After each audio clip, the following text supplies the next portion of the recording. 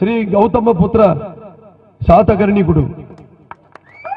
ఆ చిత్రం నా 100వ చిత్రం. చాలా మంది ఎంతో అభిమానులు అందరూ కూడా అంటే మన సంస్కృతి, మన సంప్రదాయాలు, మన కట్టుబాట్లు, మన ఆచార వ్యవహారాలు అంటే చెప్పుకోసుకునే వాళ్ళందరూ కూడా ఎన్నో ఏళ్ళ నుంచి అంటే ఎన్నో రోజుల నుంచి ఎదురు చూస్తున్నారు ఆ 100వ సినిమా ఏదై ఉంటుందా అని. మరి ఈనాడు ఆ చిత్రంలో నేను గౌతమ పుత్ర శాతకర్ణికుడిగా నటించడం మరి ఇదంతా భగవత్ నిర్ణయం.